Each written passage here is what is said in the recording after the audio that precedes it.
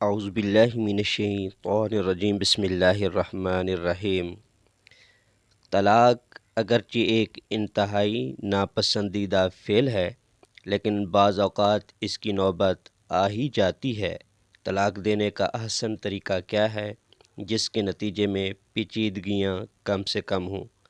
سید ناصر علی قادری گلشن اقبال سے سوال کرتے ہیں۔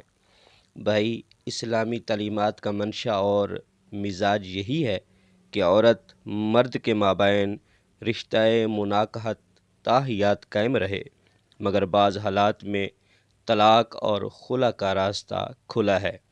طلاق کی وہ صورت جسے فقہا نے احسن قرار دیا ہے اور اسے طلاق سنی سے تعبیر کیا ہے۔ پیارے آقا صلی اللہ علیہ وآلہ وسلم کی سنت نہ سمجھا جائے کہ یہ طلاق سنی سے کہنے کا مطلب یہ ہے کہ پیارے آقا صلی اللہ علیہ وآلہ وسلم کی سنت ہے۔ ایسا نہیں ہے کہ اس طرح اس کو تعبیر نہ کیا جائے۔ ہرگز طلاق سنی کہنے کا یہ مطلب نہیں کہ آقا صلی اللہ علیہ وآلہ وسلم کی سنت سمجھا جائے۔ ہاں، البتہ آپ صلی اللہ علیہ وآلہ وسلم نے اپنی زوجہ مطہرہ حضرت حفصہ رضی اللہ تعالی عنہا کو طلاق دی تھی، لیکن بعد میں رجوع کر لیا تھا۔ اس کا مطلب یہ ہے کہ یہ طلاق کا وہ طریقہ ہے جو خود رسول اللہ صلی اللہ علیہ وآلہ وسلم نے تعلیم فرمایا۔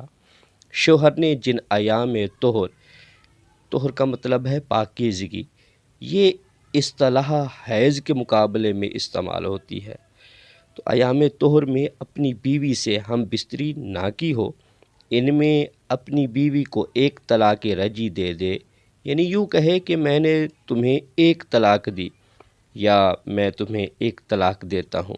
اس کے بعد 3 حیض گزرنے پر عدت مکمل ہو جاتی ہے۔ طلاق رجعی کا فائدہ یہ ہے کہ عدت کے دوران یہ شوہر جب چاہے رجوع کر سکتا ہے، اس میں کوئی شرعی رکاوٹ نہیں ہے۔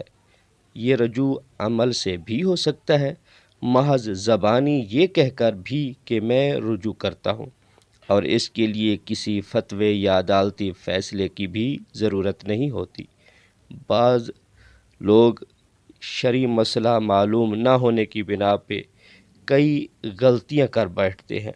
بس بحیثیت مسلمان مسئلہ شرعی معلوم ہونا چاہیے، اور اگر خدا نخواستہ شوہر نے عدت کے اندر رجوع نہ کیا، عدت گزرنے پر یہی طلاق رجعی ایک طلاق بائن ہو جاتی ہے، اور میاں بیوی جب چاہیں بغیر کسی حلالے یا کسی رکاوٹ کے باہمی رضامندی سے دوبارہ عقد نکاح کر سکتے ہیں۔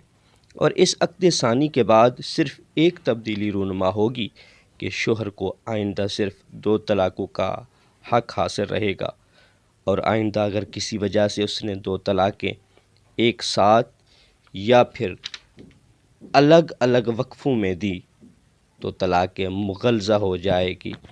اللہ تبارک و تعالی ہمیں طلاق کے مسائل کو سیکھنے، سمجھنے اور اس پہ عمل کرنے کی توفیق عطا فرمائے۔